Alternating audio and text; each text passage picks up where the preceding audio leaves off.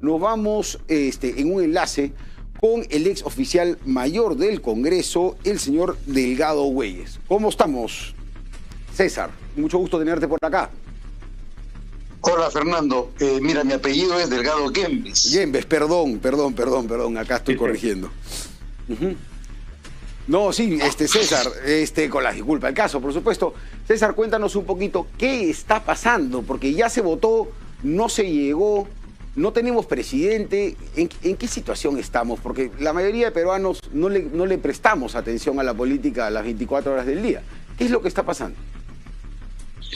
Fernando, en realidad, mira, es cierto que ahora estamos por la segunda vuelta y no se sabe cuál será el resultado.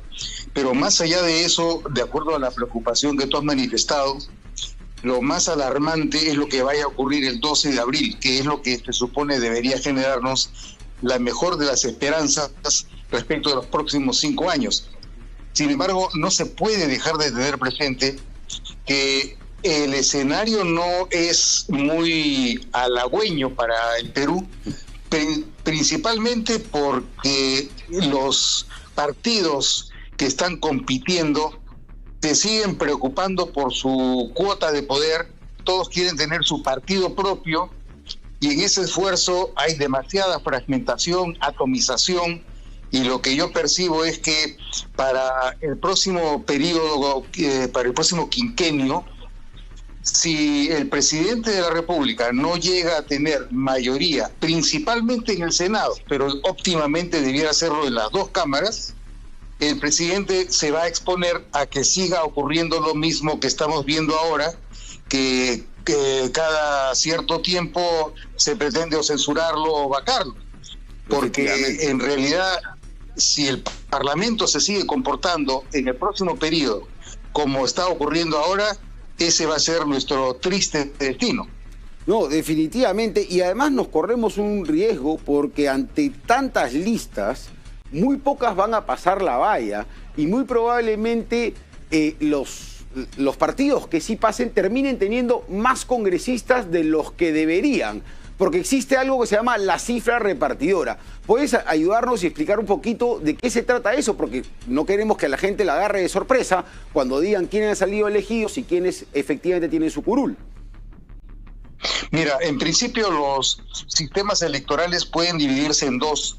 Los sistemas que favorecen la representación de las minorías, dentro de los cuales está el denominado sistema de la cifra repartidora o de la fórmula D'Hondt, y los sistemas electorales que no se preocupan tanto por la representación de las minorías como por la voluntad más expresiva de la población, que son los sistemas mayoritarios. Los sistemas mayoritarios generalmente suponen distritos electorales muy pequeños, de 1 o de 2, o sea, sistema uninominal o binominal, mientras que los sistemas de representación proporcional se basan en distritos múltiples, como ocurre en el Perú con algunos distritos como Lima, por ejemplo, Arequipa, Piura, Puno, Ancash, ¿no?, que tienen una cantidad bastante más grande de representantes por departamento. Entonces, la cifra repartidora lo que hace es favorecer a los partidos que con un mínimo de diferencias tengan la mayor cantidad de votos.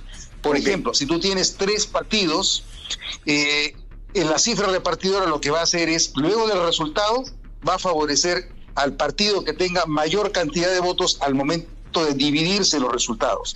Obviamente va a favorecerse a la mayoría, aun cuando haya representación de las minorías. Pero más allá de la cifra repartidora, tú mencionabas, Fernando... Pero te interrumpo, César. César, te interrumpo un segundito, sí. Me están avisando que ya empezó la votación nuevamente. Ya están votando para la segunda vuelta los congresistas para que todos los ciudadanos estén enterados. Ya empezaron a votar.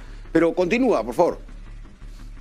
Mira, tú te preocupabas, con justa razón, por la cuestión de lo que vaya a ocurrir con la representación en el Congreso debido a la excesiva cantidad de partidos. Efectivamente, mira, si tú tienes aproximadamente 25 millones y medio de electores La tendencia en los últimos 30 años ha sido que el 30% no vota, por las razones que fuese, no vota.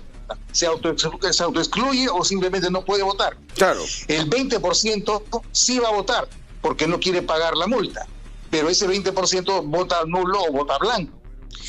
Luego viene el siguiente problema, que es los que vayan a llegar a pasar la valla. Cuando tienes tantos partidos, las probabilidades que tienen la mayoría de los partidos es que no pasen la valla. Llegarán a pasar la valla, en el mejor de los casos, de acuerdo a un cálculo pesimista, probablemente 4 o 5 partidos. 4 o 5 partidos de los más de 30 que tenemos.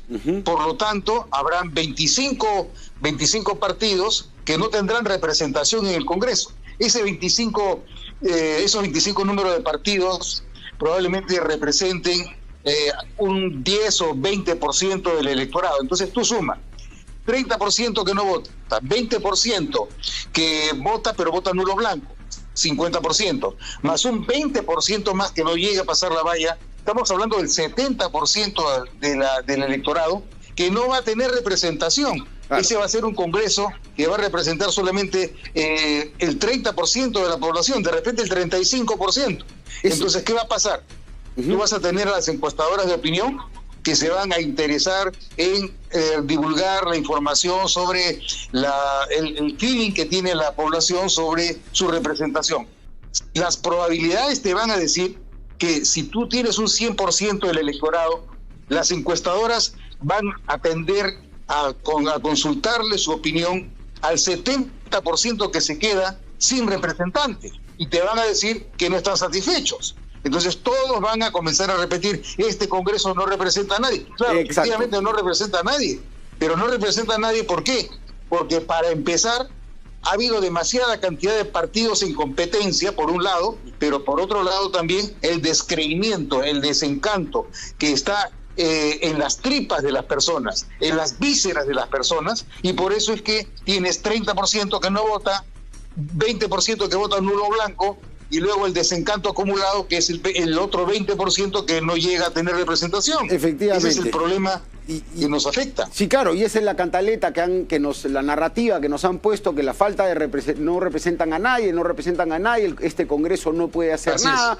Y nos vienen con los últimos 3, 4 congresos diciendo: este Congreso no representa a nadie, ellos no son capaces de hacer las reformas. Seguimos pateando las reformas más importantes, pero en realidad los congresistas, una vez que asumen el cargo, son representantes de todos los peruanos, sin importar el partido político por el cual hayan llegado.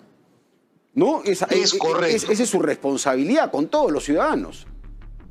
La Constitución señala, como tú lo sabes, Fernando, que los representantes representan a la nación, no representan a una circunscripción.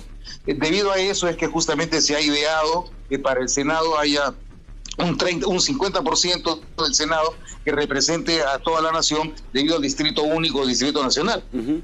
Pero más allá de la manera en la que tú los eliges, el chip que deben tener los representantes es que ellos no están representando a su circunscripción, sino a la nación. Su obligación es pensar en el todo, no en las partes, porque de lo contrario no hay ningún tipo de conducción ni visión de país. No, efectivamente, ojalá eso fuese cierto. Lo que hemos visto en realidad sí es que llegan y lo único que hacen es legislar en favor de sus amigos, de sus partidos, y nadie piensa en todos nosotros los peruanos. O sea, la situación en la que estamos ahorita es un claro ejemplo de que han hecho lo que les da la gana. ¿Qué resultado? O sea, una vez que termine el resultado de esta votación, que ya están votando, creo que van por la letra B y recién, o sea que tenemos para rato, una vez que se dé el resultado, acá gana el que tiene más votos, simplemente tiene que llegar a una mayoría. ¿Y qué pasa después? Ya, en principio el que gane la presidencia del Congreso va a ser por mayoría simple. Vale decir, basta que tú tengas un voto más que tu contrincante, eso te hace a ti ganador. Esto va a significar que el próximo presidente del Congreso que asuma la presidencia de la República tendrá las mayorías suficientes en el Congreso a partir de una mayoría simple. No se requiere la mayoría absoluta debido a que no se ha alcanzado, además, ¿no? Ok, entonces el que saque un voto más que el otro va a ser nuestro presidente número 8 en menos de 10 años. Es una locura. O sea, son figuritas de álbum que las van cambiando. Ya la Onola, una de esas, ¿no?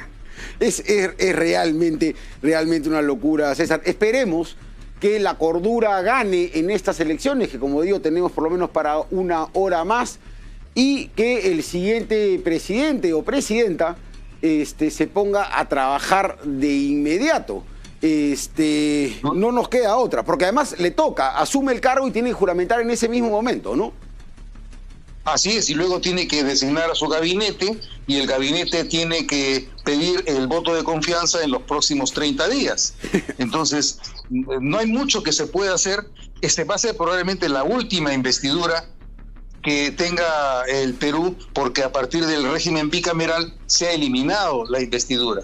Okay. Y si me permite, Fernando, sí, la gran preocupación que tengo es que en el diseño de bicameralidad que tenemos, la gran dificultad que vamos a tener delante es que el sistema de bicameralismo es muy diferente a los bicameralismos que hemos conocido hasta ahora. ¿Por qué?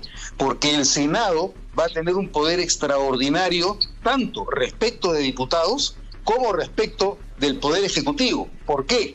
Porque el Senado tiene poder de veto respecto de los proyectos de ley que se inicien y se aprueben en la Cámara de Diputados. El Senado puede modificarlos, y tal como los modifique, se van para la promulgación o observación del Poder Ejecutivo. Y si el Senado los rechaza, se archivan y ahí quedó.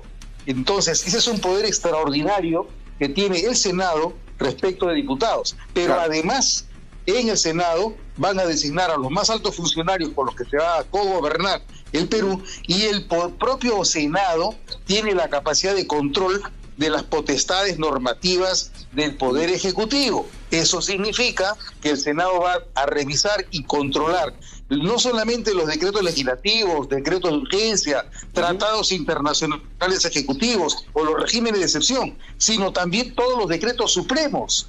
Entonces, lo que quiera que el Senado entienda que no va, no va. O sea, va a tener un poder mucho más grande que el que haya tenido nunca ningún Senado en el Perú.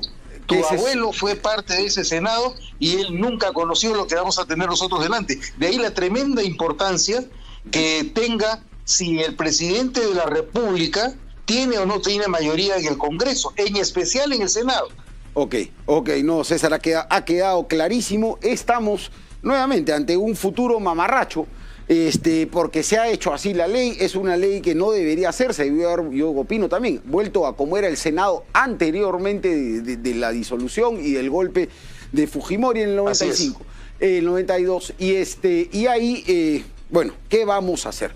Pero bueno, César, muchísimas gracias por haber estado con nosotros, por habernos ilustrado lo que viene pasando. Nos tenemos que ir al Congreso para ver cómo va la votación. Muchas gracias. Estuvimos con César Delgado Guembes, ex oficial mayor del Congreso.